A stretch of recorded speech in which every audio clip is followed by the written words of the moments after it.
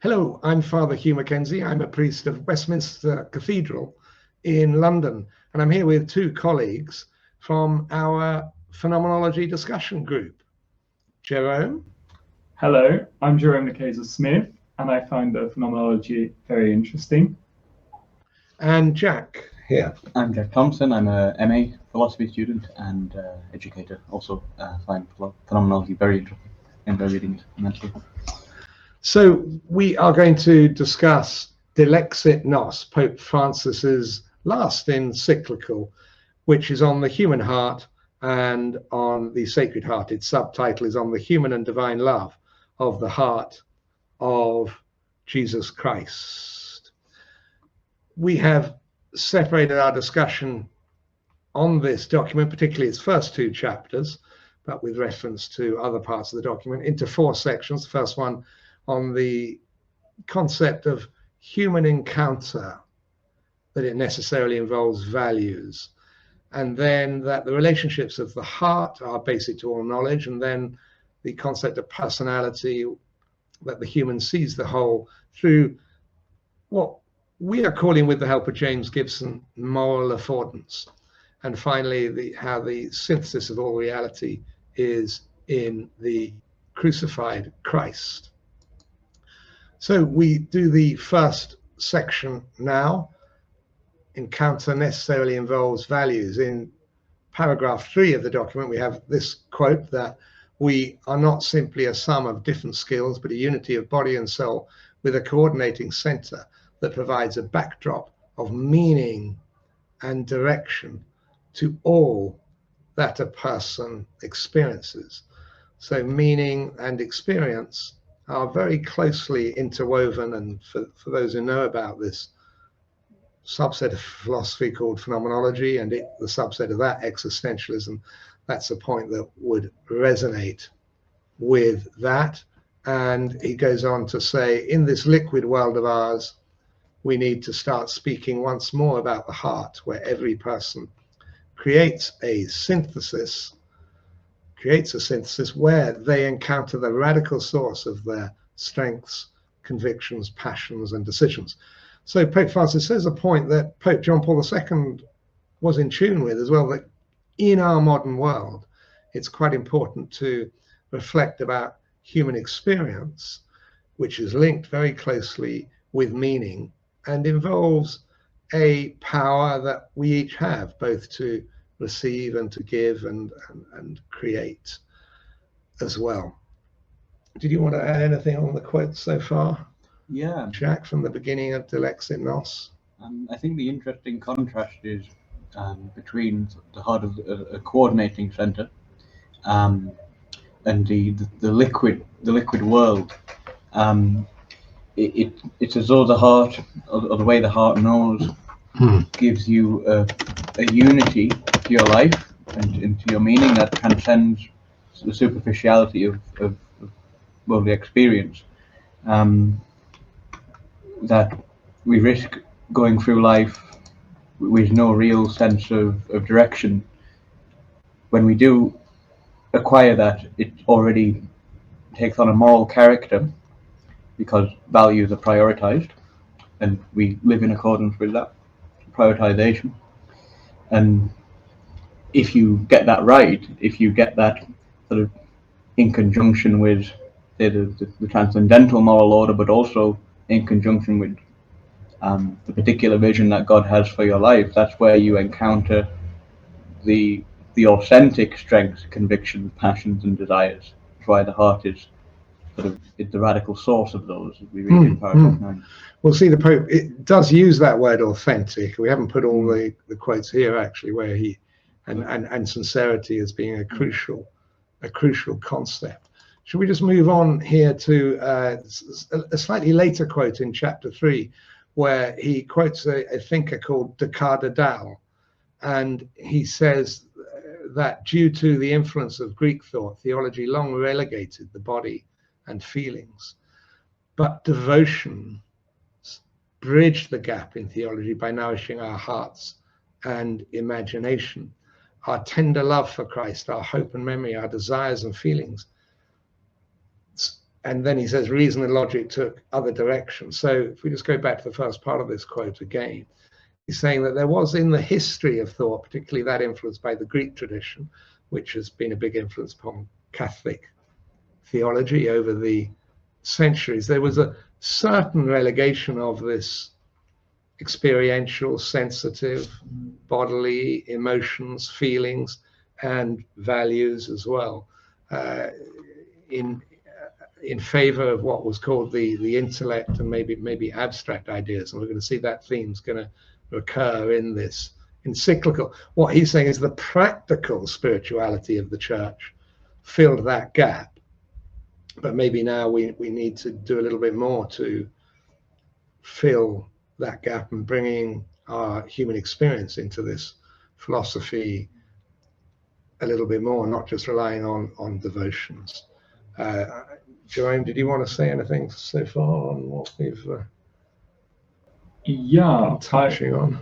I guess on that point there, I mean, perhaps it's a bit of it's what Descartes is reacting to. Perhaps is the way that perhaps theology is seen as always putting emphasis on the soul, and especially, of course, you have a Platonic influence there. You have an idea that the corporal world and that the human, as you know, as seen as perhaps a more Aristotelian sense, as a not having a soul which can be separated from a human physical reality, is de-emphasized in favor of this idea that what makes us most truly ourselves is something which is not material, and what the focus on the heart, on the Sacred Heart of Jesus, allows us to experience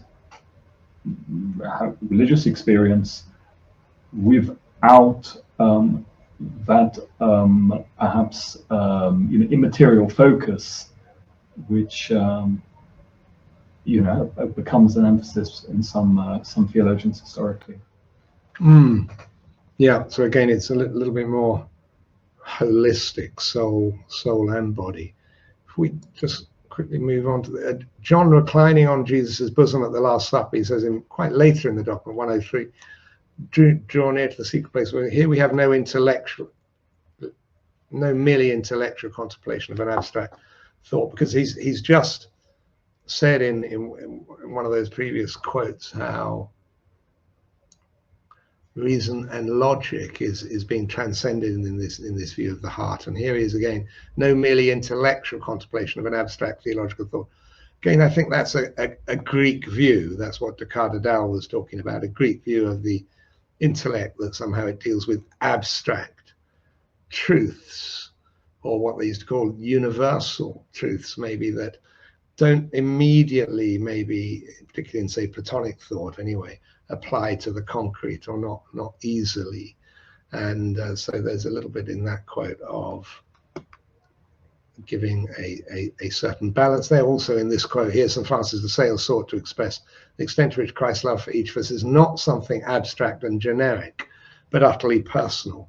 So again, I think he's seeing in some of the traditional thought a certain juxtaposition between the generic, the abstract, the universal, and the personal. Now, we know in Catholic tradition there was always an attempt to avoid that juxtaposition. There seems to be a sense here in Descartes and in this whole encyclical that we haven't done that enough. There's more to be done in harmonizing truth or the personal, or perhaps sometimes Pope Francis seems to be saying, well, the personal just simply transcends this whole realm of generic statements, and maybe that's a good thing. We'll be looking at that. Did you want to add anything? Yeah. So just to sort of clarify the significance of this, so the person is where the abstract and the concrete come together. Is that the core claim, do you think? I think, as we'll see in some of these quotes, that he hasn't quite got there. I don't think that Pope Francis is quite saying that. I think we might try to say that in some of the thinkers we're trying into. to put the concrete over and above the Yes. generic, and Yes. using the person in the vehicle. That's what I it's been think. underrepresented. Yeah, I mean, I think that metaphor there of the secret place of wisdom is very interesting, because, you know, with this abstract idea of abstract theological truth, it's a little bit like Pope Francis is saying, the problem with thinking all the time about in abstraction is you end up with a map, and you know the map very well, but you don't know reality. But here, look at St. John. He's leaning on the breast of Jesus. He has true access to the Lord, who is wisdom. But it's not through a sort of analytical process. And I think there's the idea here that these sort of symbols, you know, St. John resting on Christ's breast, the Sacred Heart of Jesus, give us a more direct access to wisdom than the process of trying to map out what is happening in, you know, terms which we can understand, only, of course, by analogy to other things in our lives.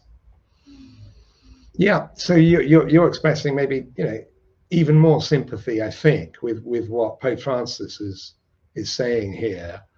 Maybe, you know, I'd be slightly less sympathetic in the, it's a big discussion, but whether when you map something, does that mean that you're prescinding from the concrete personal? Because yeah, it's a big discussion, isn't it? I think it's a very big discussion. I think one of the challenges of Dilexit Nos as a text is we do have to kind of take it on its own terms, and one of its terms is that the way which we get to the Sacred Heart of Jesus is through spiritual experience, it's through serving other people, it's through prayer, it's through poetics, it's not through an analytical schema, although of course you can't do all of that with no sort of analytical schema at all, because then you would have no way of expressing it. Yeah.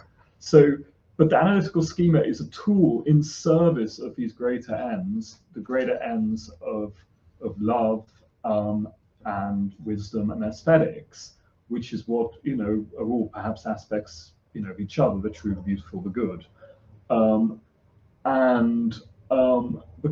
Because of that, it's easy to get lost in this text and to think, oh, but what he's saying is not making sense. It's not rigorous. I can't see how he gets from here, from A to B to C. But in some ways, he's rejecting that as an approach, as the foundation approach. He's saying, no, that is a tool you can use when it's useful, but it's not one you can apply to every situation, because if you do so, you end up making a very delicate, clever map of reality, which you can understand very well, and you can lose the fact you don't understand what's actually going on. Yeah. I mean, as I say, I think you're quite close to Pope Francis, but, you know, I'm not maybe quite so close. I think you're sort of saying, well, you know, I'm becoming too analytic, maybe just by even saying that I'm slightly disagreeing with this whole, as you just did there, this whole sort of distinction between what we call analytic and the concrete experience of the human heart. I'm not sure. I have a sense here that there's a slightly bigger gap between those two in what he's saying than I would say. I don't know. Did you want to adjudicate or? I think I probably do side more with Jerome on this, and I think of the reference to John Henry Newman that comes a bit later. Here it is, the next quote. Yeah. Newman's motto: beyond all our thoughts and ideas, the Lord saves us by speaking to our hearts from his sacred heart. The deepest encounter. So then the Pope is saying here, I've put a few dots there, but he's saying for Newman, his own deepest encounter with himself and the Lord came from prayerful dialogue. And just to clarify, Newman's motto is heart speaks to heart. Cor ad cor loquitur. Yeah. And it was an important principle of Newman's, that when I'm trying to, you know, approach people about the gospel, I'm not trying to win people over with what he called silly syllogisms. I'm trying to convert hearts. And you know, coming from a guy who was a voracious intellect and who used to abuse that at times when he was in Oxford, and trap people in logical traps and so forth. And he learned that I wasn't good.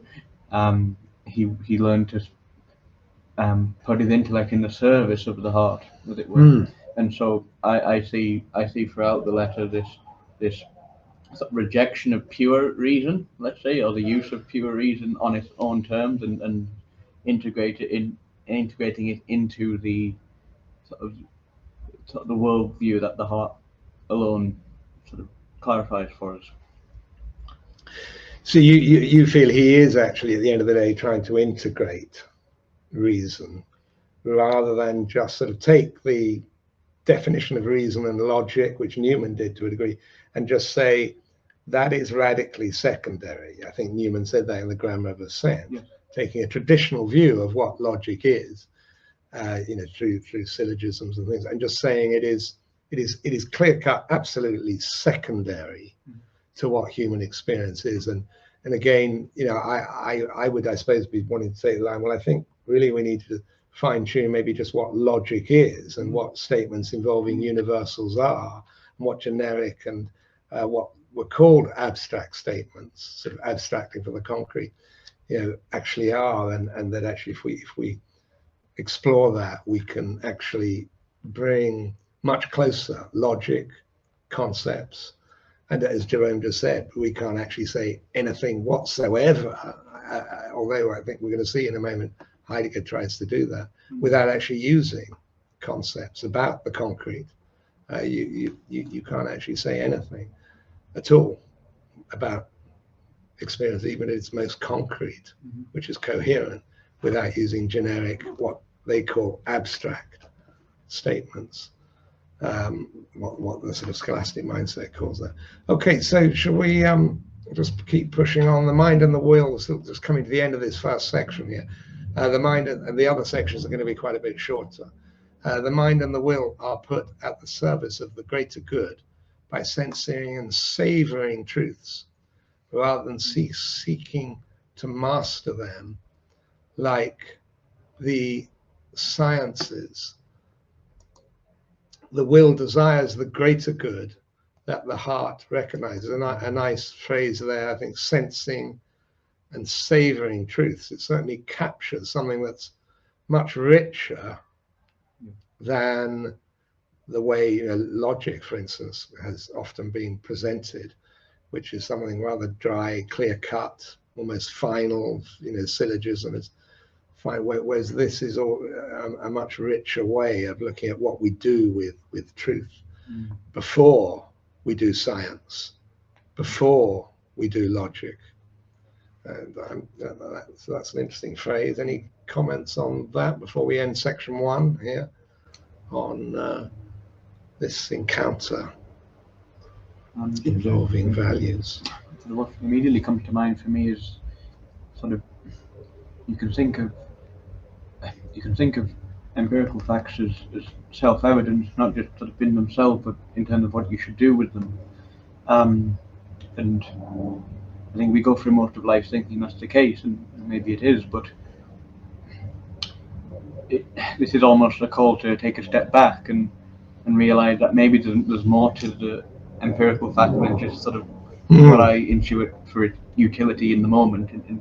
And the utilitarians come to mind. We can just sort of take an overview of the empirical world and of people as data points, and synthesize all that, compute it all, and just come out with a result, and that'll be enough. But there's something about savoring these facts that we do come across, or maybe even the methods by which we come across them, and we discover maybe they're insufficient, or maybe they miss something.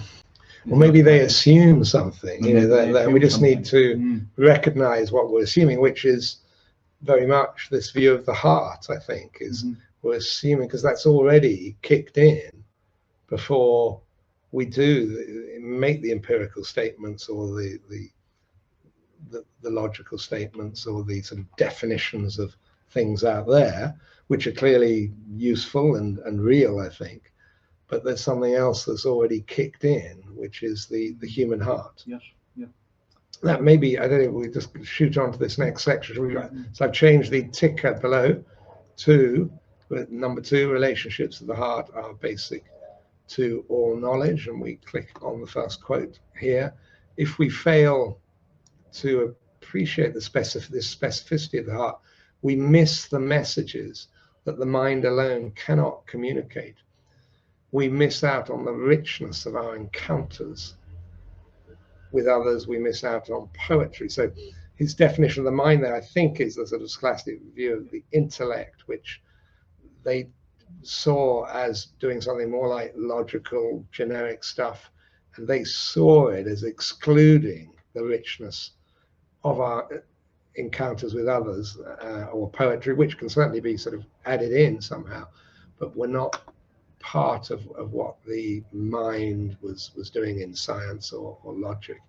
And the quote goes on here to say, we also lose track of our own past, since our real personal history is built with the heart. These values and emotions are coloring everything. We can't completely escape from it.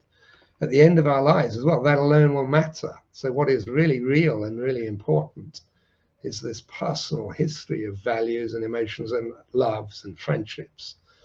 And really, that is the context, I think he's saying, for everything else. And the same in this next quote, and we can come to Jerome after this quote, which is the same sort of point, I think. Throughout history, and that's a little bit later, throughout history and in different parts of the world, the heart has become a symbol of personal intimacy, affection, emotional attachment, and capacity for love. All these things are fundamental and what are really important. And this quote ends by saying this is transcending all scientific explanations. The heart has taken on a unique symbolic value that is more than merely conventional. I think that's sort of referring back to the first thing here, that throughout history and in different parts of the world, the heart has become this symbol, which is to say that this word heart and this concept of heart is surely capturing something that is relevant to human nature, not just to convention. So yeah, I think it would be a mistake when Pope Francis is talking about the heart to assume that it's actually entirely divorced from the physical biological heart, which is in every one of us. I think one of the things which is going on here in this narrative is that when we experience, and it's a very much a phenomenological point, when we experience love, we feel something in our chest, we feel something which feels like it comes from our heart. And I think any understanding of human nature which is not reductionist is going to have to understand that organs are not like parts of, they're not like parts in a machine. They're part of a whole which has, a final end which goes beyond the merely material, right?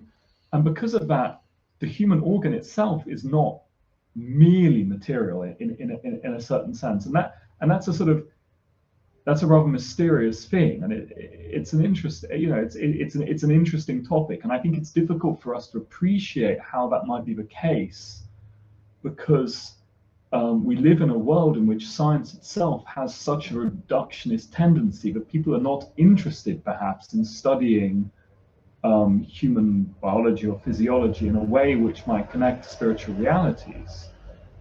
I mean, but there is some research on these lines. People look into things like, for example, when people have a heart transplant, how they might, their personality might change, or how, people. It's. I mean, you have to be careful. You have to be careful with these ideas. It's easy to start having essentially superstitious beliefs about, human body parts and how they relate to the whole human being, which are divorced from any actual, empirical basis. But on the other hand, the idea that the heart is merely a part of a human, which if you, take it out of one human being and put it into another human being, has no effect on who that human being really is, also is, I think, too simplistic. Yeah, and I think that was in some of his earlier quotes we've already looked at here. For instance, that some would, we're a unity of body and soul, so he's accepting the distinction, but it's a coordinating center, and that the Greek thought slightly lowered the body and feeling. So whilst there's distinction of body and soul, they're actually much closer, and sensation, as you say, is already involved in love, and as he said, all experience has meaning. And again, that is slightly different from some of this Greek thought. Do jump in if you want to add anything to that. So we'll just come back to these quotes in our section 2 here. There it is again, the transcending. That's where we got the transcending or scientific explanation.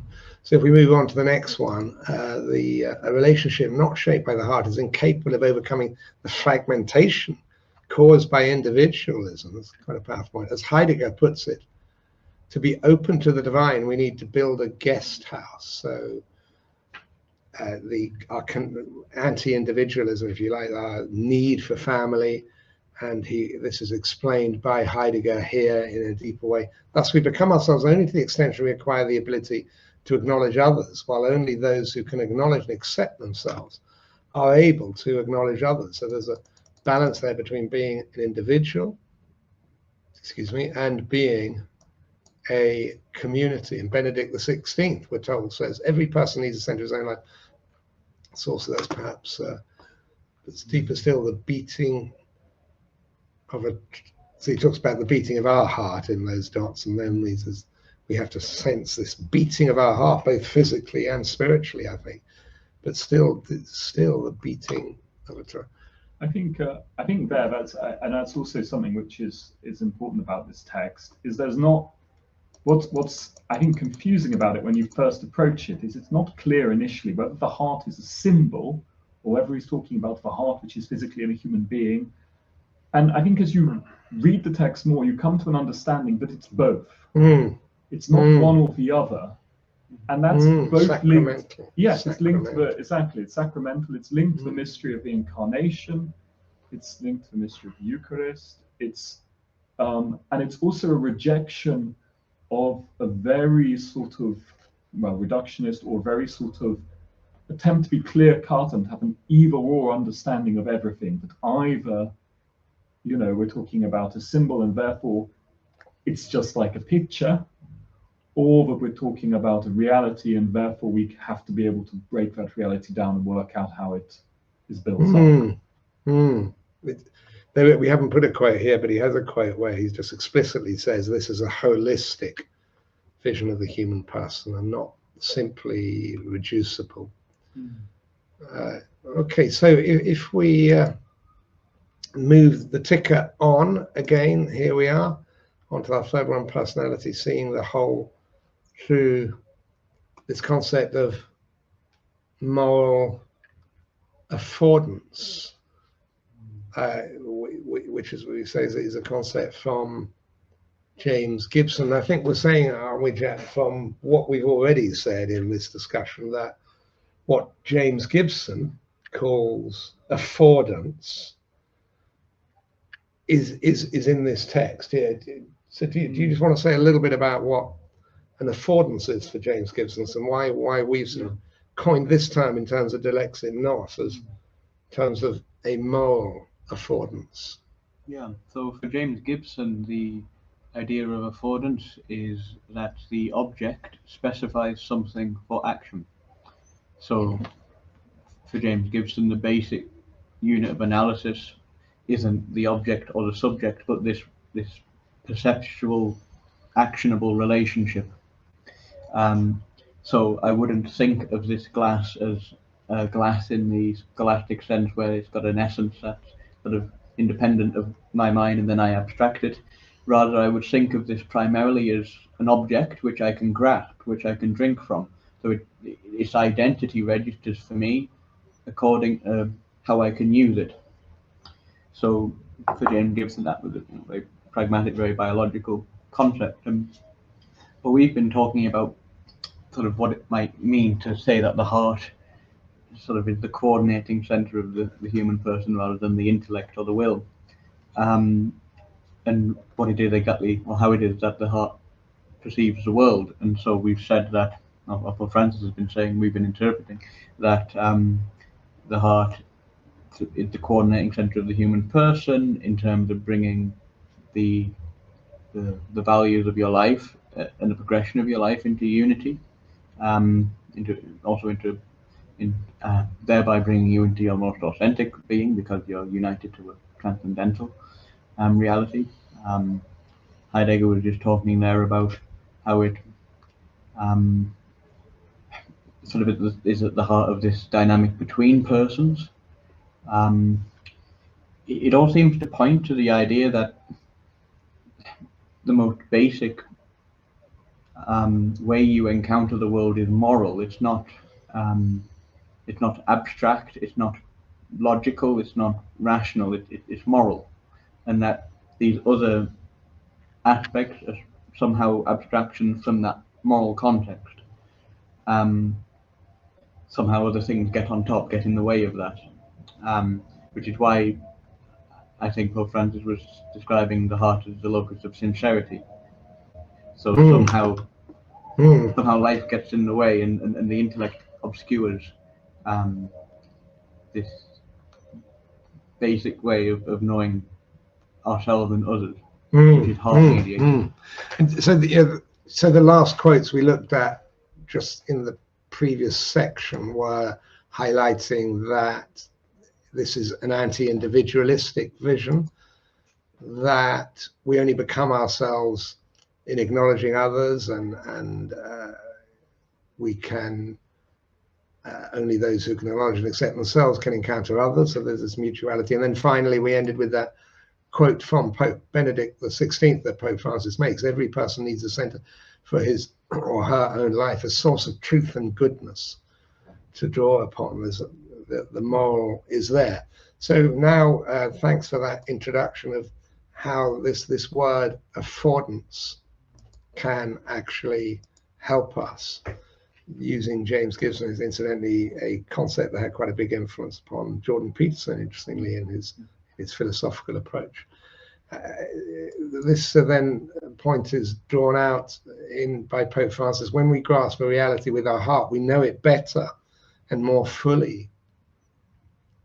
Okay, so as it were, science is true, but maybe less full, a sort of prescinding from some of this, but still capturing the concept of an affordance to some degree. Yeah, because science, so we think of, as Jerome was saying earlier, we think of science as value neutral these days, and that's the mistake.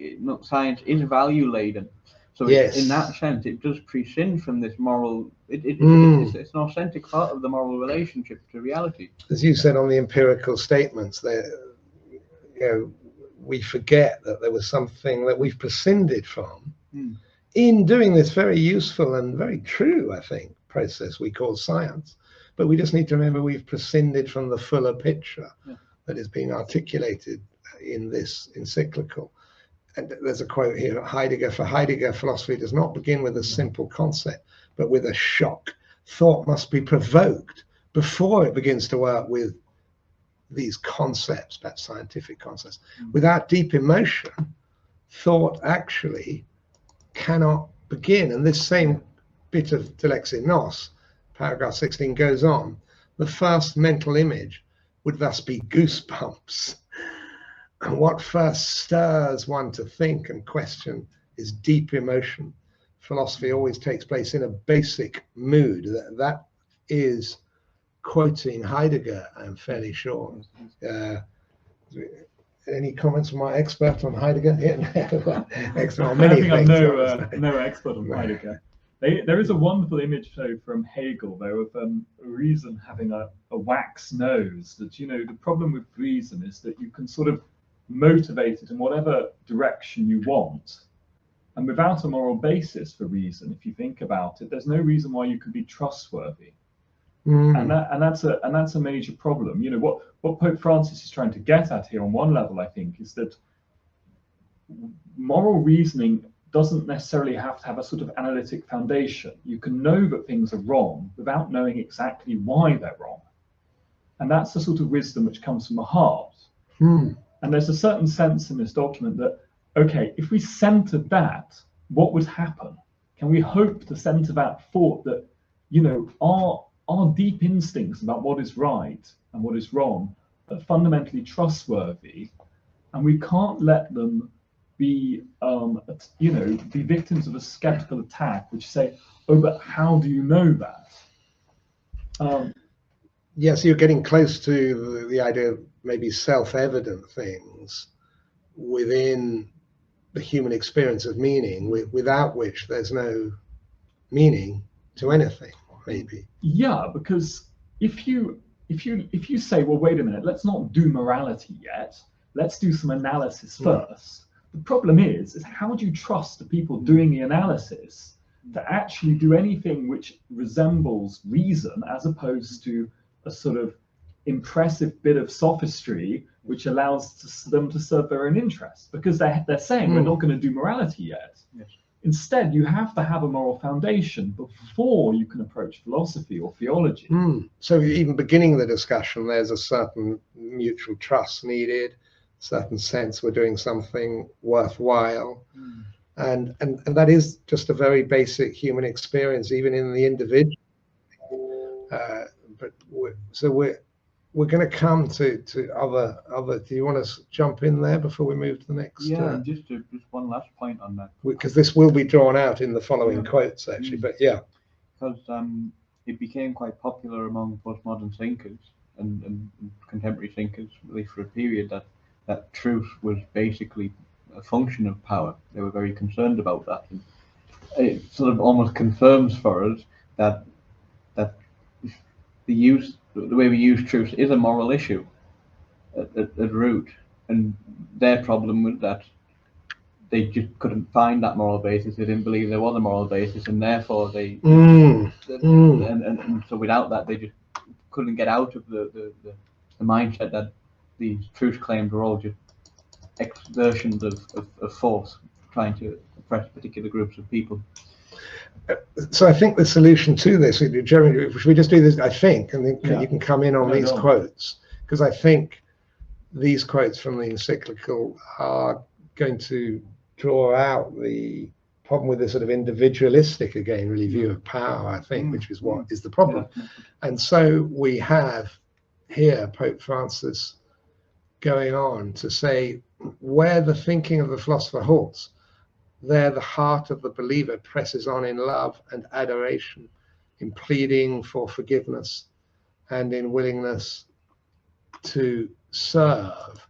And we realize that in God's eyes we are a thou, and for that very reason can be an I, a thou always and forever. Accepting his friendship is of the heart. It's what constitutes us as persons. So that's something very basic, I think, and self-evident. Yeah, I mean, I think here, you know, there is a link here to phenomenology, to what Heidegger would talk about as a hermeneutic circle, whereby there's a great problem that what you start off with, the place you start from, can easily lead you astray. And Pope Francis actually touches on this in the middle of this document, where he talks about how people who have a concept of religion which is either very this-worldly or very otherworldly often get stuck in that. And they get stuck in that because the concepts which they develop are affected by their lived experience, which is affected by those concepts. And so they can't get out of seeing things in terms of you know, those concepts, even if they're very flawed. And so we go back to what was being talked about earlier, with Heidegger saying, well, there's a basic mood, there's a stimmung in which philosophy happens. Well, it's like you have to get the right mood, and the great thing is, of course, we have a moral instinct for what the right mood should be. It's the mood of love, and from there we have an entry point which is untainted by selfishness, and hence we can start to approach philosophy in good faith. Would the word conscience and Newman's analysis of conscience, for instance, be relevant there, I think. Okay, lovely. So just goes on here. This is in, I haven't actually put the paragraph number, but missionaries who are themselves in love and who, enthralled by Christ, are impatient when time is wasted discussing secondary questions or concentrating on truths and rules. Again, this is where the slight thing I think is in Heidegger as well, of sort of relegating off what used to be called the intellect or truths and rules, somehow of secondary importance to the emotion and the morality, which is where I felt there's a slight wedge being driven. And this quote goes on, because their greatest concern, these missionaries who are in love with Jesus, because their greatest concern is to share what they have experienced. That's 209, 210. The words of a lover do not disturb others. They do not make demands of right. That's a disputable point as well.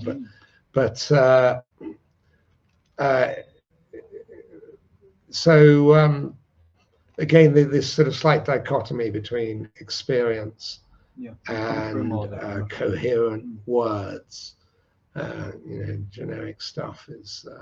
I do think there, the bit about the words of a lover do not disturb others, they do not make demands or oblige. It's important to think he's not actually talking generally about, he's talking specifically about proselytism. And I think there's a certain type of proselytism which says, you have to do this because this is, what you need to do, and we will force you to do this otherwise.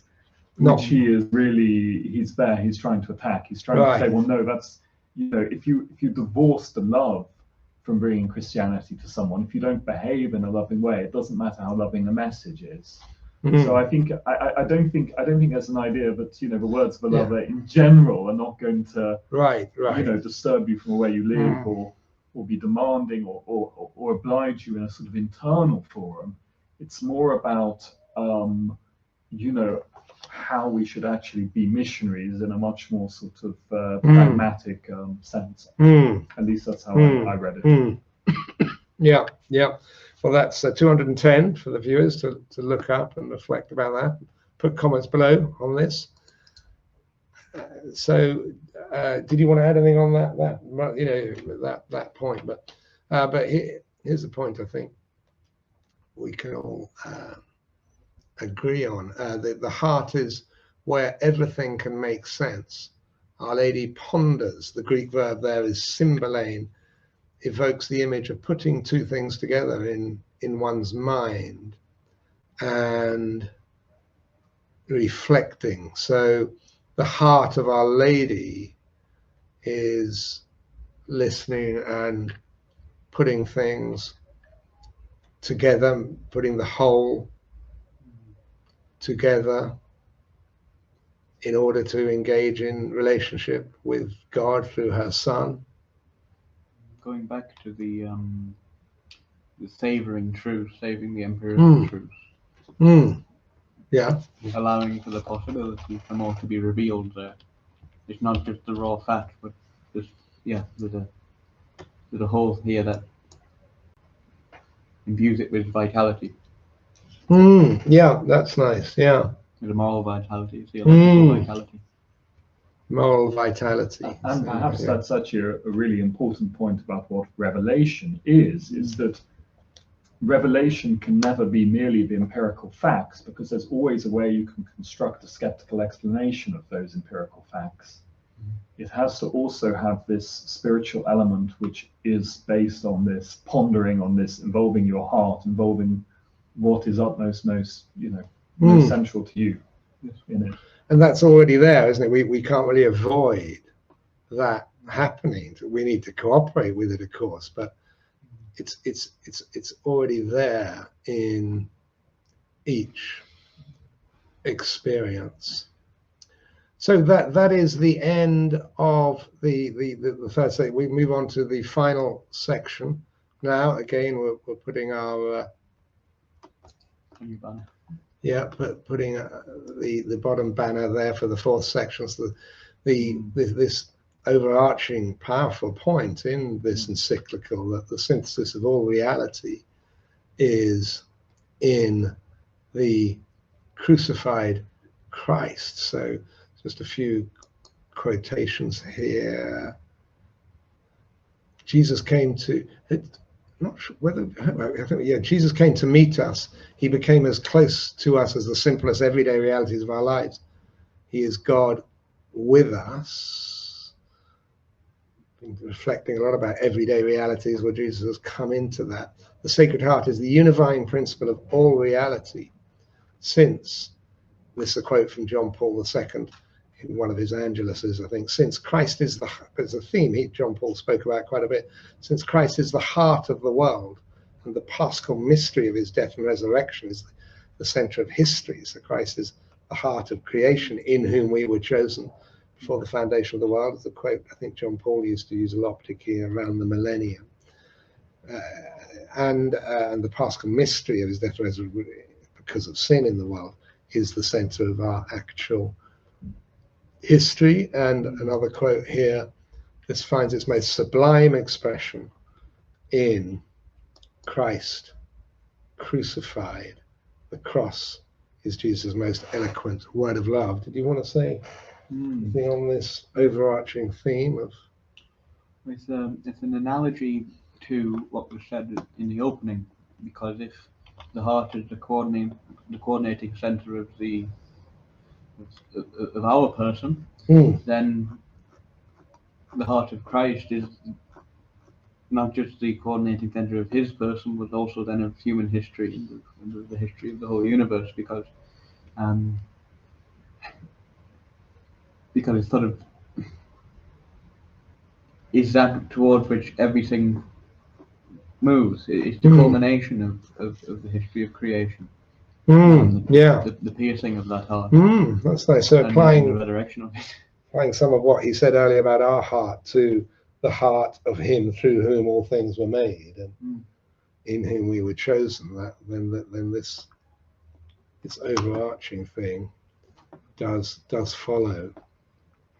So I think we are probably. Did you want to say anything about that theme, Jerome, as well, of Jesus? I think it's also important to think about that in the particular context of the narrative, but it's in the context of a section where he goes through Christ's acts in the gospel and explains them as acts of love. And I think Pope Francis wants to center the love here as the most important thing. It's about, he's trying to get away from, for example, I think a type of Christianity which says, but the important thing is not the love, the important thing is that he's going to save us, for example, and trying to turn that into some sort of intellectual truth which is divorced from the reality of Christ's love. Like the proposition that we are saved as opposed to the experience of the sanctifying grace. Yeah, I mean, perhaps that's the way of putting it. Yeah, like just or more. He says. I mean, he's saying. All of this description of Christ's love, at first glance may smack of pious sentimentalism. It's this idea where you can imagine someone reading this and go, but surely, the Christ's feelings aren't that important. It's the reality, it's the ontology which is important. Right. And Pope Francis sort of tried to turn around and saying, but no, but love is the reality. That's the unifying thing, isn't it? So that the statement Christ saves us is part of that, but it might be that Christ sanctifies us and Christ loves us. Are also fundamental statements to what it means to be a human being, to be a human person. Yeah. Lovely, thank you. Well, we're coming up then to the end. We have in this encyclical a very short conclusion where the Pope does say that Christ's love in 218 can give a heart to our world and revive love wherever we think that the ability to love has been definitively lost. The next paragraph, 219, the church also needs that love, lest the love of Christ be replaced with outdated structures and concerns, whatever that means, excessive attachment to our own ideas and opinions, and fanaticism in any number of forms. So love, if you keep love at the heart of meaning, it's gonna help us from going off into dangerous falsehoods, really. And finally, he says in 2:20, I ask our Lord Jesus Christ to grant that his Sacred Heart may continue to pour forth the streams of living water that can heal. May he be blessed for ever. Any other final comments on? I think we've ended on that great theme of love. So thank you very much. Kept it within the hour. Thank you for watching. Do put comments below so we can continue the discussion. Good night. God bless.